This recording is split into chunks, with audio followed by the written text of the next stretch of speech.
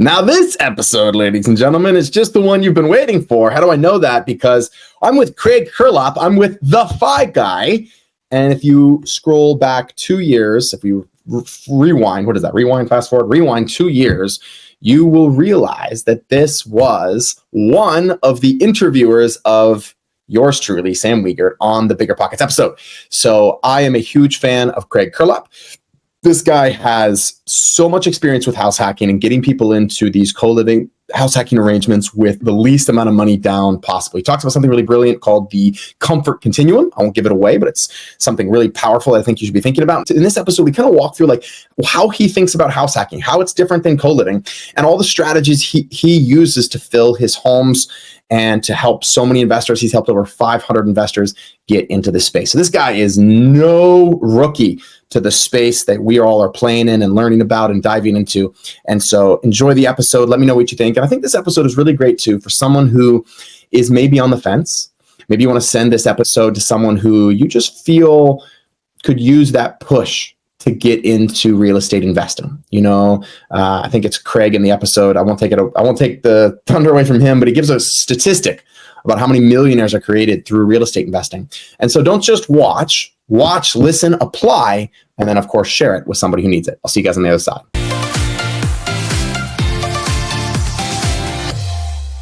Well, Craig, here's the thing, man. You've served over 500 investors. You're a real estate investor yourself. You authored the book on house hacking. See it in your background there.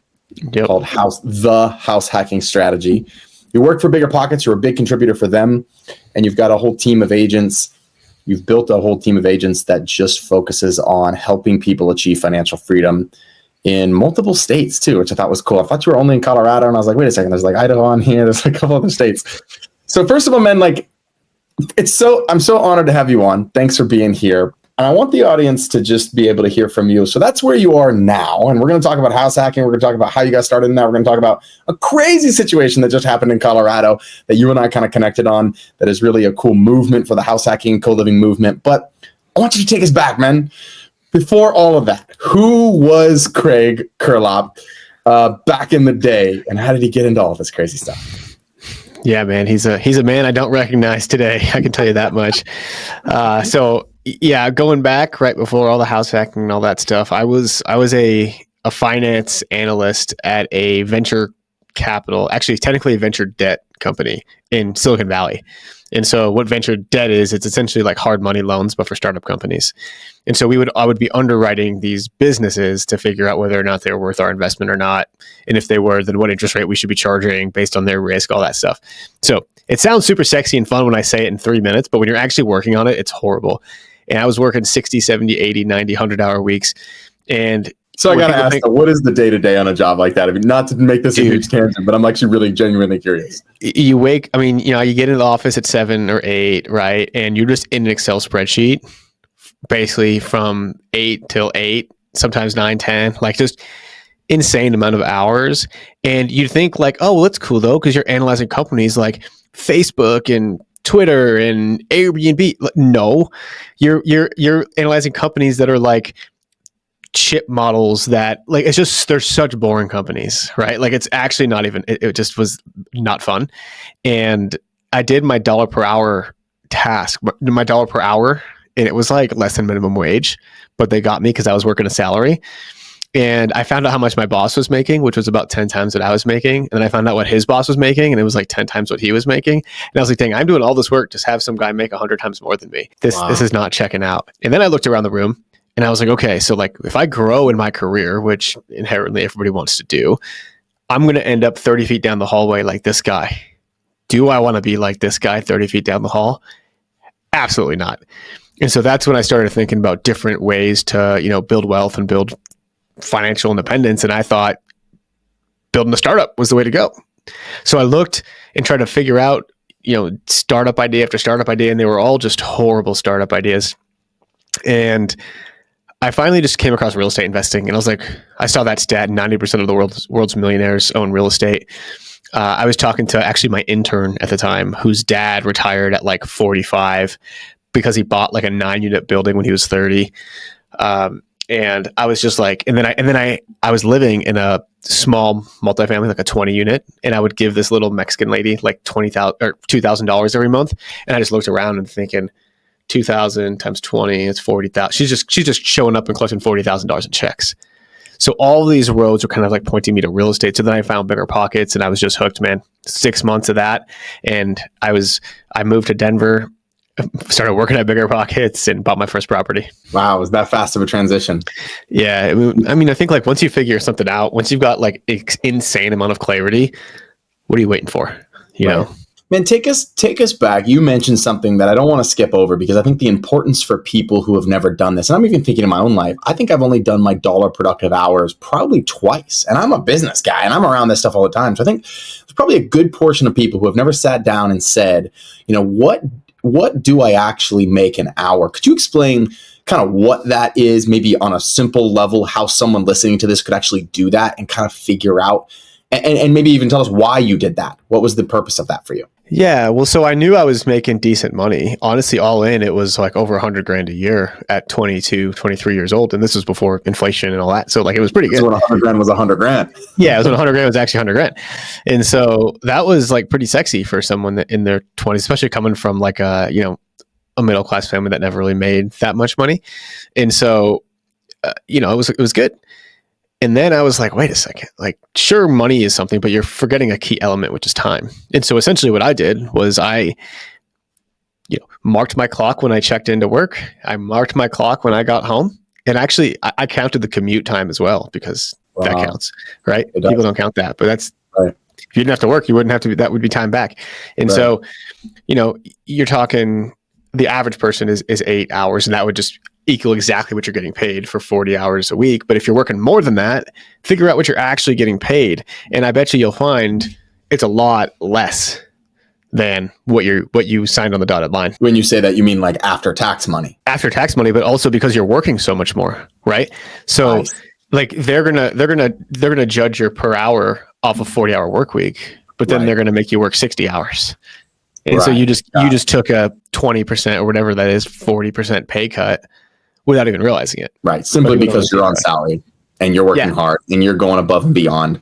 Yeah, that makes a lot of sense to me. Wow. Yeah, I would just encourage anybody listening to actually go do that. And then what did that do for your brain? So did you just think like, oh, I'm making minimum wage, I could go clock in and clock out somewhere and make that same money at McDonald's? Is that how your brain processed that? No, because obviously there was like just opportunity, right? And I was just looking for ways, like it was that, but also the happiness in the job. And because I didn't see myself growing in that role, because I didn't care to like work for a bunch of meanies, for lack of a better word. Like this is a perfect example is in my last year there, I did the most deals out of any analyst. It was like 125 million, which sounds like a big number, but I mean, and it was bigger than any other team. Yet I didn't get my full bonus, whereas someone else did get their full bonus. And so I went to the CEO. This is a $1 billion company, by the way. I went to the CEO, and I had just finished reading the book, Never Split the Difference by Chris Voss. Oh, I love that book. Great book. And I go, and I'm like, hey, I'd just like to talk to you about my bonus and yada, yada, yada. And he's like, yeah, what's up? And I was like, how am I supposed to accept this? And I just silence, right? And he's like, what? And I was like, how am I supposed to accept this? And because this is a strategy from Chris Voss. Yeah. And he was like, I don't know what you mean by that. You can leave. And I was like, okay. And so then I put my 2 weeks notice in like the next week, and that was it. Wow. So, but and that was it, right? It's because like I was working for a jerk who I think is in jail now, actually. But so that's the whole thing. It's like I just didn't want to deal with that anymore. I didn't want someone else telling me what to do. And then I saw how real estate investing, you could build something, step away, and then do the things that you actually love to do. And I didn't care about being like rich and famous. I just wanted to be rich, didn't care about being famous. And so I didn't care about the startup thing. Good for you, man. That's a powerful story. So you transition from that, you buy your first property. How did you get working for BiggerPockets? Yeah. So I applied on the website, believe it or not. Like I always thought that when you applied for a job on a website, it just goes into the abyss and no one would ever see it. And so I was determined, right? So I took one weekend and I applied for 250 jobs in real estate in 2 days. And most of them were in Florida. 249 of them were in Florida, making $8 an hour as like an assistant to a real estate agent. And then I found one at BiggerPockets that was like a finance analyst. It's exactly what I could have done. And so I submitted I submitted whatever, the application with my cover letter and resume, and was fortunate enough to squeak through the cracks, and they got me the job there. Man, it's so cool. It's funny. I remember when I spoke on BiggerPockets, man, I should have introduced you this way. You were the interviewee on BiggerPockets of my episode. Yeah. And I was so embarrassed because I couldn't talk. Like, they asked me, and I was like, not going to say no to co-host the BiggerPockets podcast. It was Craig, and I will have to put this in when I do my intro. I'm going to put this in. I totally forgot about that piece of our story together and our history together. But it was David Green and Craig Curelop. But but where I was going with that was, it is so funny because I remember when I got invited to speak on BiggerPockets or to be on the podcast, they were like, hey, the first step is to go and submit the application on the form. And I was like, what? You still have to do that? Like, that's so cool. So whenever anybody asks me, like, how do I get on BiggerPockets? And again, I don't know how many people they actually choose. I'm always just like, hey, like, I don't know. If I were you, I'd go submit the form on the website. Like, that seems like a good place to start. Yeah, so, the obvious, the simple things. So, man, one of the things I'm really intrigued with about you, before we just kind of deep dive into house hacking and kind of how you do that in your philosophy and your mindset, is you've built this team of agents now. And maybe just tell us a little bit about how you kind of got into that. You built a team of agents that helps people achieve financial freedom, and it's an investor-friendly realtor team, which, to be honest, I have found is more difficult than you would think. Even when someone says, "Oh, I'm an investor-friendly real estate agent," they don't always own properties. They might have worked with someone that was an investor in the past, and now they can say they're investor-friendly, but like an investor that actually has their own rental properties. Pfft. And it seems like you've really built a team that most, if not all, have their own properties and are on this journey too. So tell us a little bit about like how you got into that. And I wanted to share this quote from your video because I watched it right before the show and I just loved it. You were like, all of my agents are achieving financial freedom through real estate, and we just want more people to hang out with. So come join us. And I just thought that was the coolest pitch ever. I was like, yeah, that's what I want to do. So tell us a little bit about that, brother. Yeah, man. Yeah. So, I mean, it started back when I was looking for my first house hack, and I didn't have an agent that knew the numbers. Like, I literally picked my agent because he had a math degree, and I was like, oh, he must know numbers. That is like the dumbest reason ever, right? And so he's an agent, he sucks at numbers. Yeah, right. Like, that's it. And so I was kind of just, I bought my first property. It's worked out great. Like, whatever, like, testament to the times. But I kept like reflecting on, like, man, it would be awesome to have somebody that like actually knew the numbers and like could tell me how much the mortgage would be and tell me how much rents could be and, think about A, B, C, and D.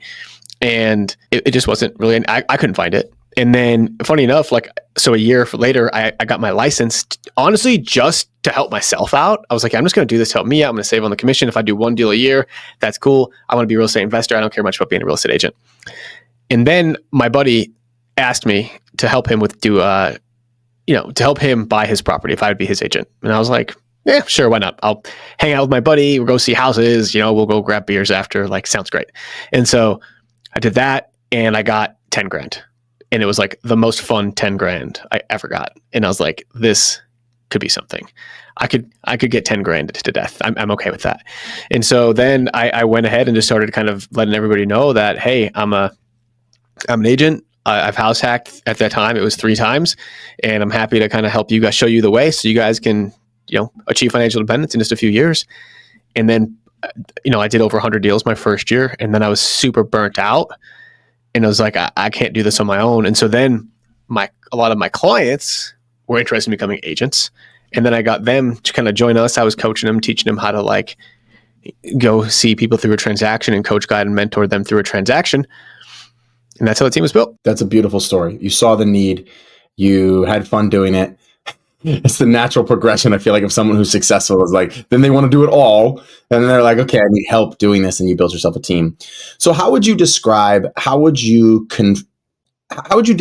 house hacking? And how would you say, if at all, is it different than co-living, which is kind of the term that maybe my community is more familiar with? Yeah, I think co-living. So house hacking is when you buy a property with a low percent down. So the big component here is that you're living in the property. You're buying it with 3% down, and you're living in it and renting out the other rooms, or you're renting out the other units. If it's a duplex, triplex, or quad, you could be Airbnb in the basement. Like, it's not just co-living, though I just think that that's the most efficient way. Whereas co-living is essentially just buying an investment property, whether you're living in it or not, and renting the house by the room. And so I always called it rent by the room because that's just what I made it up. And then you made up co-living or whatever. And it's the same thing, right? There's very, very little differences. I'll take that I made it up. I'm not sure I was the one who actually coined it, but yeah, it's definitely become more of a popular word for sure. Like co-living, kind of the up and coming word. I think it actually might have even just like come out of Europe, like a lot like Europe. It's like more popular and kind of more hip and cool, and it's more accepted over in Europe is what I've found. But so house hacking is basically, hey, you're living in it. Because you're living in it, you're able to get a lower down payment on this home, right? Is the benefit of that. What when you're recommending someone, they're looking at house hacking, or they want to go co-living, is how you would advise them just based on how much cash they have or how willing they are to move, or how would you advise someone into which section of that they're going into? A lot of it is like how okay they are being uncomfortable. Like in my book, I talk about this comfort continuum, where one side is comfort, the other side is profit, right? And so house hacking is very much in this play where you can have very little comfort and lots of profit. For example, my first property, I was living, on a futon behind a curtain in the living room, right? Like that's uncomfortable but highly profitable. And as I got more properties, I moved towards the comfort end of that spectrum to now we've got our dream home on 10 acres and we still rent out our basement, right? Because we don't use it. It's just me and my wife right now. And so still kind of house hacking, but now, the rent not even comes close to covering our mortgage, but we're still getting something. And versus like really trying to like and I didn't run the numbers on this house. We just wanted the house. Right. And so there's like always kind of an element of house hacking as to where you can be. I think if you're young listening to this and especially if you're single, if you're young and single, there's no reason why you can't at least buy a 5 or 6 bedroom house, live in one room and rent out the others. Yeah. And take away what could be your biggest expense. Yeah. Likely your biggest expense. I mean, it's 90% of people's largest expense. Yeah. I think it was Tony Robbins, man. I love the continuum, the comfort continuum. I think it was Tony Robbins who said that the amount of success that you'll achieve in your life is directly proportionate to the amount of uncertainty you can handle. It's kind of like it's a little differently worded, but I think that's what that kind of just what you just said it is a really cool way to say it, of success is on the other end of pushing through some of this comfort. And I can relate to the living aspect of things. So when you house hack, let's just say I came to you, and I think it'd be cool for you to kind of walk me through the journey of your book, walk me through the journey of kind of what you take people through through your agents. I'm young, I'm single, let's just say, and I want to house hack. How do you help me? Where do I get started? So take me through step 1, and then maybe take me through step 2 of like, I've closed on this house and like, how am I going to look for members now? How am I going to fill these rooms? For sure. So step 1 is, hey, you're young, you're single. I'm going to say, hey, and you got a good job. I'm going to assume that too. And so, hey, you can afford a $500,000 or $600,000 house in the Denver market. The best way, if you want the most cash flow that we're seeing right now, is to buy a 5, 6, 7, honestly, the more bedrooms, the better house. You live in one room and you can rent out the other rooms. And the best part is you can buy a $700,000 house for just $25,000. And so whether you got this $25,000, I'm going to assume they have the $25,000. And so, And so basically what we'll do is I'm going to go show you kind of the best neighborhoods. I'm going to show you the best areas. I'm going to show you how you can maybe, find a 4-bedroom house and add a few bedrooms based on the square footage and the layout. I'm going to show you how you maybe someday could split the house and have it upstairs, downstairs. So that way you're not putting all your eggs in one basket. It's just co-living. Because if that ever goes away for some reason, we want to make sure you're not forced to sell if it's a down market. And so we're going to run through all the scenarios. We can call, this co-living or rent by the room plan A. And then we'll have a plan B that hopefully at least makes you break even, and a plan C that also hopefully makes you break even.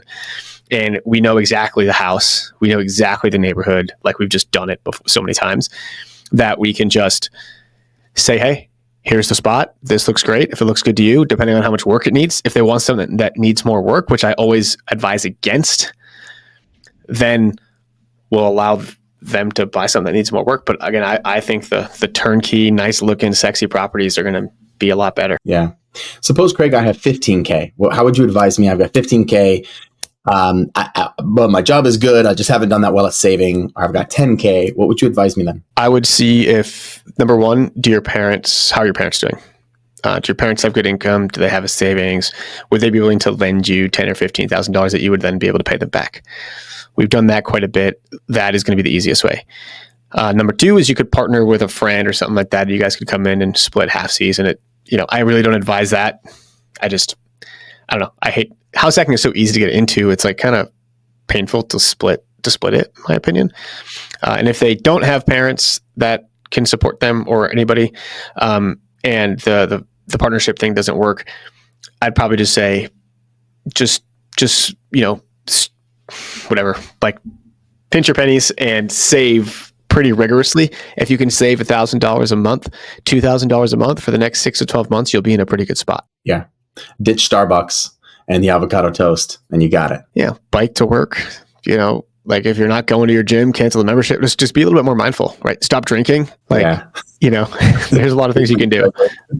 It's full circle, back to the comfort continuum, right? Yeah, exactly. All right, I've got this home. I pinched my pennies. Talk me through ways that you coach people on like filling the home. Like how do they do that? What do you teach people to look for in members? What advice do you have for people that are looking, that they're willing to live in one room, they're willing to push the comfort zone? Which I agree with you, man. I think it's just crazy that this strategy, and in real estate right now, you can get a 30-year fixed mortgage with 5% down or 3% down. And something I fairly recently learned was that even if you have 10 mortgages or 20 mortgages or 30 mortgages, you can actually always go get another primary residence loan. So I can always go get another 5% loan as long as I've lived in the last one for 1 year. So my wife and I make a habit to try to move once a year. We don't have kids right now, so we can do that because we can still do that with the number of properties. I think that's really, really cool. But what do you do? How do you coach people on filling that home? Yeah, and this is the most crucial part that everyone is the most scared of, right? Is buying a house and not being able to fill it. So Facebook Marketplace has been our best use. So we put an ad on Facebook Marketplace. Back in the day, in 2018, 2017, you could put an ad on Facebook Marketplace and people would just flock to you. You'd have the room filled in 2 weeks. Not the case, at least in Denver today.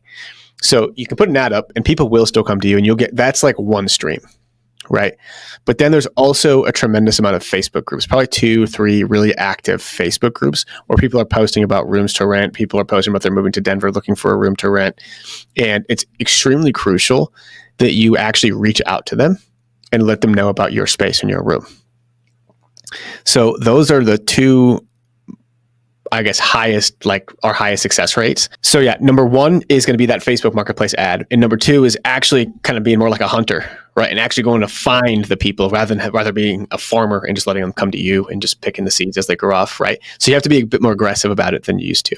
And that's some 2 of the best ways. Some other ways that I think are like low-key hacks are we may have a listing that's really popular in a good location, but we filled the rooms. Leave that listing up. And when people are inquiring, be like, hey, this one's filled, unfortunately, but we've got this other one over here that's actually nicer and a little bit cheaper. Is it okay if I send you a tour? And then we have a video and we go send them the video tour, and we've gotten a couple of people that way as well. That's a great hack. Are you doing, do you recommend for people to do, let's say they have 1, or maybe they have 2 of these, maybe they bought their 1, they lived in it for a year, they went out and got their second one. Do you recommend that people do in-person showings? I know you mentioned just sending them a tour. I'm just actually really curious about that. So we always send them we take a video walking tour first, like 5 minutes, and we make them watch that. And sometimes that's good enough for them. They don't even need to see it. So that's what our ideal is that they're just happy with that and they don't need to see it. Now, if they want to schedule a tour, we don't really give them any resistance. We've done some self showings in the past, which I think you talk about with your group. And we've also just hired a showing assistant. And so I'll pay my showing assistant $35 to go show the house. I think the conversion's a bit higher when you've got somebody there kind of showing the house and talking them up and all that. But it obviously the costs kind of do add up a little bit with that. That's a cool way to do it though, man. I actually really like, sometimes I think, I need a full-time person to do showings. But if you really look at the numbers, you're not showing all day, right? And this is a mistake that we've made in our company of just maybe not keeping costs down by thinking we have to have someone full-time showing, when the truth is no, we really don't. We just actually need someone to go and be able to show it right then and there. Yeah, and there's a great app. There's 2 apps, at least in Denver, Showami and Showdigs. And I don't know if they're at, wherever you're listening to this is, but go check them out. I know Showami's in quite a few. They might be nationwide. where you just basically like, it's like, hey, you need an agent, like ping, and then like an agent will respond back to you in like 30 seconds with like, yes, I can do it. And then you just go have them show the house. It's a great service. That's bad at it. And it's for actual agents, real estate agents. It's actual real estate agents. Usually they're agents that without like a ton of experience, they just need some extra money showing houses and they don't have the clients to do so. So, you know, it's great. And then after, I've done this too, like you develop a rapport with them and you like them, you get them off the app and you can actually, you know, pay them less. They'll actually make more because that, you know, you're cutting the app out of it. And you know you're able to save some money that way, and they're able to make more, and it's a good relationship. That's it. That's gold. That's so gold, guys. That's an amazing hack. I did not know that any such thing existed.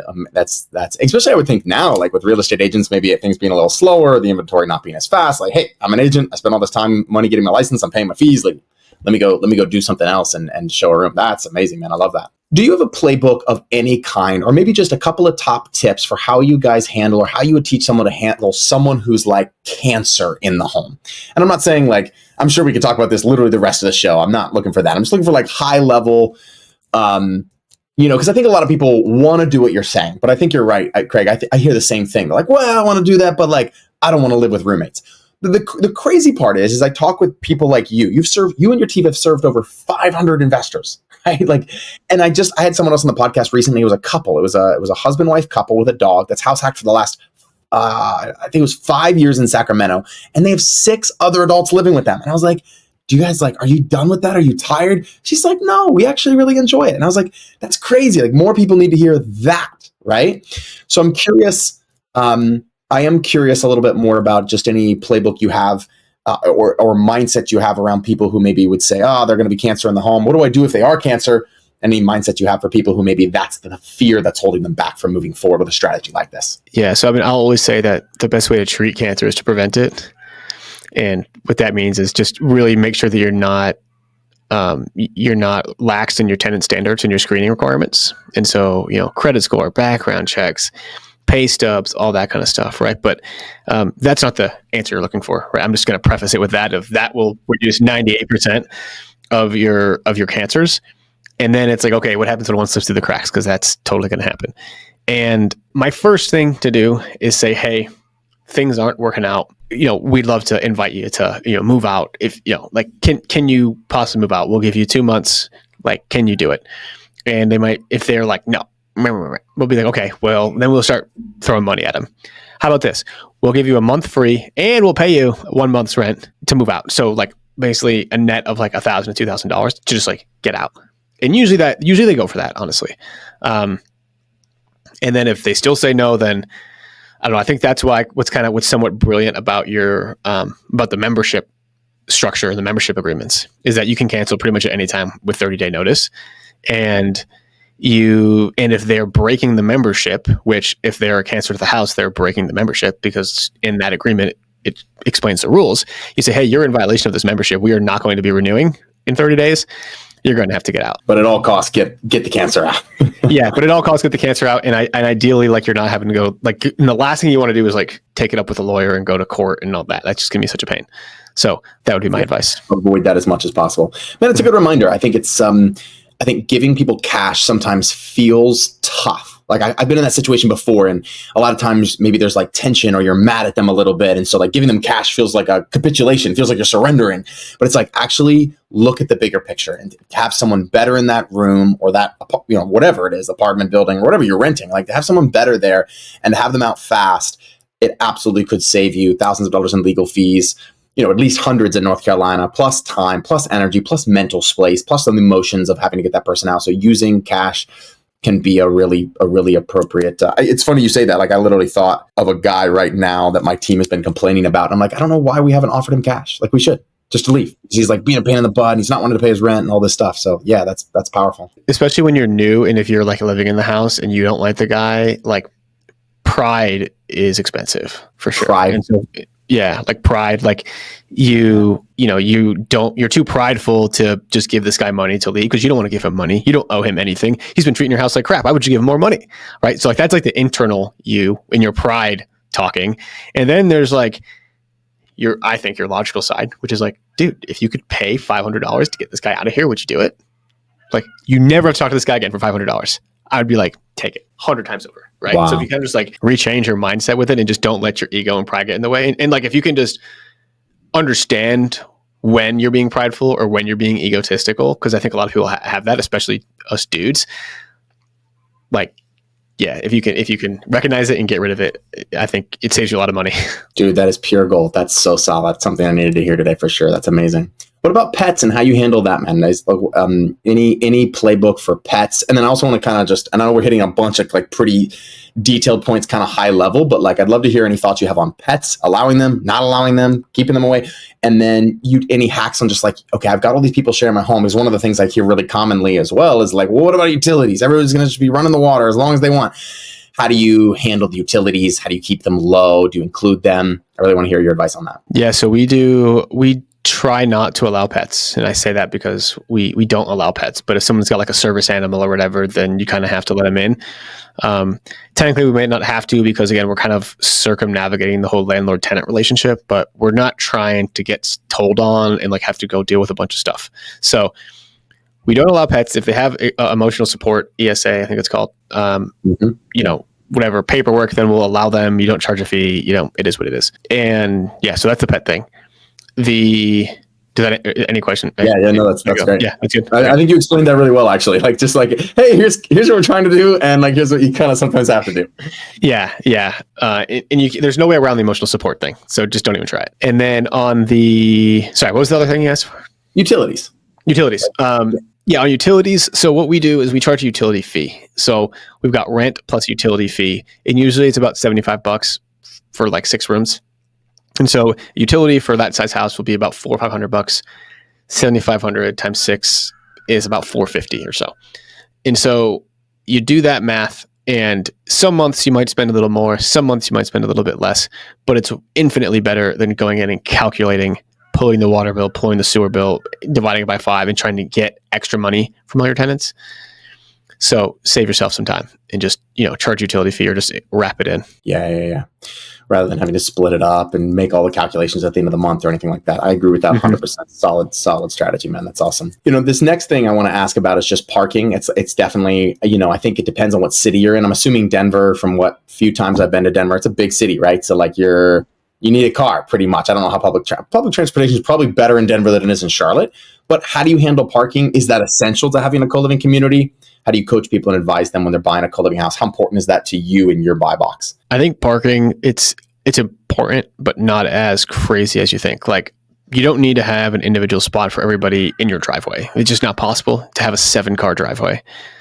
And so what we look for is houses in, those like B neighborhoods where people are a little bit more chill. And if there's cars parked on the street, then the neighbors aren't going to care or whatever. And so I'll literally just like pop that little yellow guy from Google Maps, drop them right in front of the house, do a 360 view. If I see cars on the street, great. It probably means that there's no HOA. It probably means that cars are parked there and it's just fine and the neighbors don't care. And so that's what we look for is like, can we get 2 or 3 cars in the driveway? Can we fit, 1 or 2 in front of their house? And if we have to park in front of the neighbor's house, does it look like they're going to care? And if they do, then you just park in front of another neighbor's house. That's gold. So check it out. Obviously, we didn't even talk about HOA, but that's a big no-no, I'm assuming, for you too, or something you want to stay away from. HOAs, I just hard no. Yeah. Yep. Man, I want to share an example. First of all, thank you. This is the pure gold. Like your philosophy, man, and for everybody to kind of hear how you think about things and how you structure things. As simple as it might sound to you, it's groundbreaking, and just it helps our audience kind of formulate how this works in different areas, which is actually it kind of leads me to a question I wasn't planning on asking, but do you think there's anything different about Denver, doing house hacking or doing co-living in Denver than maybe other areas that you've seen? Do you think there's any like nuances or niches to Denver? Is there certain places you have to be or not be? I'm just curious about that. I think you need to make sure that you're in a city where rent is somewhat high and it's tough for people to afford a place to live. So the median income in Denver right now is about $50,000 a year, right? After taxes, you're at about $40,000. And so if you divide that by 12, you're a little over $3,000 a month is what people are making. Now, what the financial pundits say is that you should spend 33% of your housing on, 33% of your income on housing. Right. So you do that, you're looking at about $1,000 a month as the average person's budget for housing. You cannot get even a studio in Denver for $1,000 a month. And so what does that leave? It leaves the average person, single person, to need to rent a room in order to even live in the city. And so it's like the only way for the average person to live in the city. And so then I think that is something that, the city sees.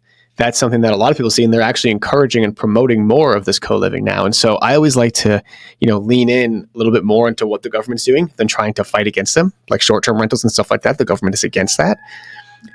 As much as I don't love the government, it is better to be on their side because you can't beat them. So yeah, given all that, right, that's something that you need to kind of recognize in your market. And so I know if you're in, I don't know, middle of nowhere Arkansas, and you've got a 5-bedroom house, well, like if rents are $600 a month, and the numbers probably won't work. It might not make sense. And so you got to be in like somewhat of a metropolis. Like Charlotte sounds like it would be one.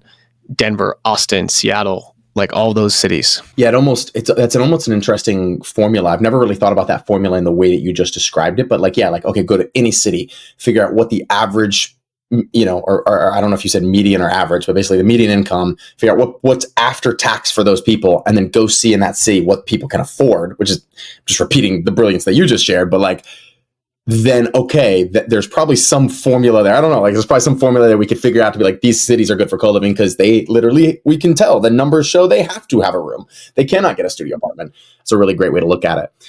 Man, I think it's really interesting that you just shared about the city. Yeah, so exactly. So we want to be where the government, we want to be, I think it was Wayne Gretzky that said, I'm successful because I skate to where the puck is going, not to where the puck is.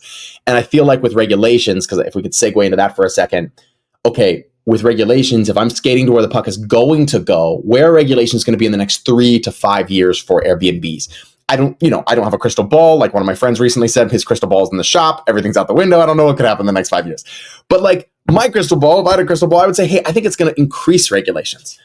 And you and I had a really interesting situation, man. And I want you to tell the story because I want to hear, actually, I've told it like a million times. I want to hear it from your perspective. But I want to hear this story that really relates. And I think it'd be really interesting for people to kind of hear how some of these regulations and what municipalities and what states and what cities and how the United States is kind of looking at co-living. Because that's probably another huge common thing that I get when I talk about co-living. I'm sure you talk about house hacking. Like, well, is that legal? How many people can I actually have in a house, et cetera, et cetera. But I know there was a story about you and I kind of connecting on some regulation thing and then something crazy that happened. Would you mind sharing that story with the audience? Yeah, for sure. Them a lot of context. For sure, man. I'm gonna back up a little bit and just kind of show you my crystal ball here. And if I had a crystal ball, again, I think mine is definitely broken too. I don't have one.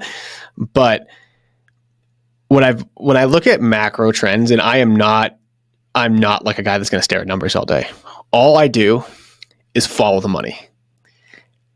I'll follow the money, and the people that are in charge are going to dictate where it's going to go. And so when you look at Denver or any city in general, what do the city officials want? They want increasing population so that people will be paying taxes, property taxes, income taxes, all that kind of stuff, so they can get more revenue and they can continue to develop the city more. How do you get more people into your city? Well, you need to get them to move there. How do you get them to move there? Well, they need to be able to afford it. Well, how do they afford it? Well, rent by room is a way that people can actually afford it. It's solving a massive problem in these bigger cities of the affordability problem. And so, 6 months ago, I presented at a meetup kind of describing this. I'm just like, follow the money and you'll see where things are going. And so I was like, hey, I wouldn't be surprised. Like Denver already went, like in 2021, they went from 3 unrelated people to 5 unrelated people. And I was like, I wouldn't be surprised if in the next 2 or 3 years, like all of these regulations get lifted. If things just, if Denver, because Denver wants more people to move there. And again, I thought it was gonna be 2 or 3 years, but so kind of segueing into your story, a couple of weeks ago, we got in one of the houses that we're managing, we got 7 people trying to live in the house. The city calls us and says, hey, the maximum unrelated occupants is 5. You're going to have to take down this listing, take down this advertising. And if we find that you're having more than 7 people live there, like you guys are going to be in trouble. Luckily, we hadn't filled the house yet, so there's only 3 people living there. So we actually didn't break any rules, but we were just on our way to breaking rules, and they caught us beforehand. And so literally that was on Friday. Monday, Colorado passes a law that lifts all unrelated occupant restrictions, and it prohibits any local jurisdiction from creating rules to dictate how many people can live under one roof. And I was just like, bro, like, what? Like, yeah.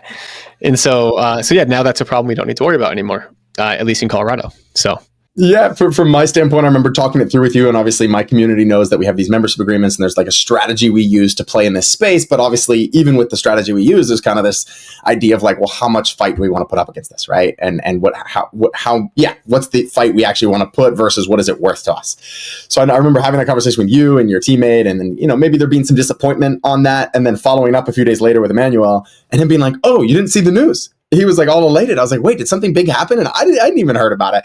And so to hear that is really, really, really interesting. And man, I really hope, and I hope anybody listening to the sound of the podcast, I hope becomes an advocate for what we're doing, because we're trying to solve a real problem with, and also at the same time, help people achieve financial freedom, and also at the same time, provide affordable housing. And I just feel like in life, that marriage of like, I'm doing well, I'm doing something good for the community, especially if you do it right, how you're teaching, Craig, like doing it right. And you're doing it well, and you're creating financial freedom. Like there's a beautiful marriage of those two things. And I want more people to advocate in their states and their cities for regulations like that. I personally think, and don't get me on my soapbox too much because we'll talk about this for the next, but like, I personally think a lot of the regulations are just very discriminatory when it comes down to it. It's like, oh, you can have an unlimited number of related people there. So I could have 15 cousins living with me, but I can't have 7 close friends that I've known for 10 years. Like that's how the law, or 6 close friends. Like in Atlanta, one of the regulations in Atlanta, how the rules are written is like you can have up to 5 unrelated, unlimited number of related, and an unlimited number of domestic servants. So like, really? Like when was that written? like there's a lot of what domestic is that? servants. Yeah, I mean, basically it was written during the time of slaves. Yeah. And it's like, this is not updated. Most of these regulations were designed for, undocumented workers and keeping prostitution's houses out.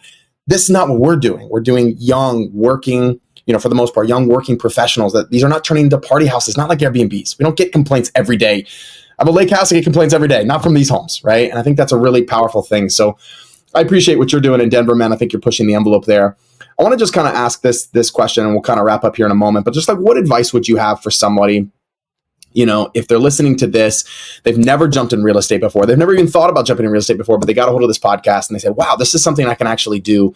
Where do they start with changing their mindset, with kind of moving into this space? Where's the starting place for them? I would say if they're listening to this, they've already got to the starting place, right? You're educating yourself and you're here. Honestly, I think the next step is like figure out what market is and go find yourself, I think, an investor-friendly agent in your market. And I think because you got to know what areas to be looking in, what price points work, there's just so much market-based knowledge that you kind of have to know that you can figure out on your own. But like, why? There's investor-friendly agents all around the country. Just, go find one and make it happen. Final question for you, brother.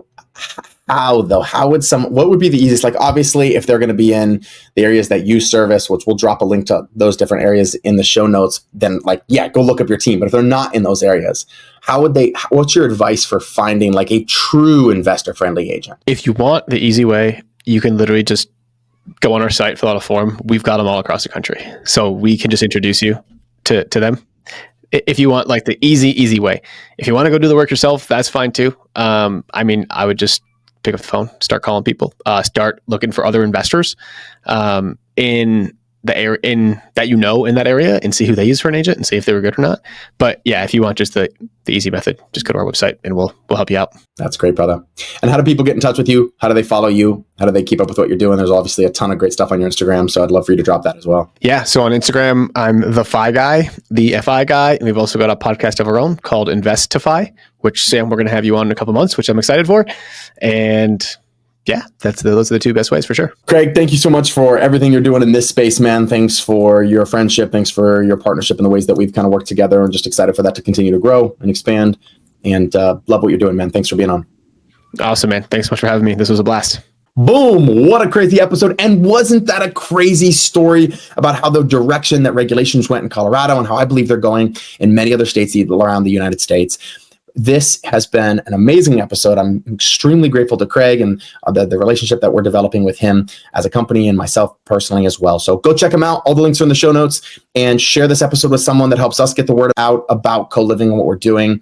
And what I would also ask you guys to do is go give us a 5-star review. However you're listening to this, if it's on YouTube, write us a comment, give us a review, like this, share this. If you're listening to it on whatever platform you're listening, I don't even know what platforms they use anymore to listen to podcasts. I just use YouTube. I'm a YouTube guy myself. So all podcasts I listen to through YouTube. But if you're listening to on any of the other platforms, go give us a review. It helps us get the word out about what we're doing and shares the feedback with other people. Okay? God bless you guys. Talk soon.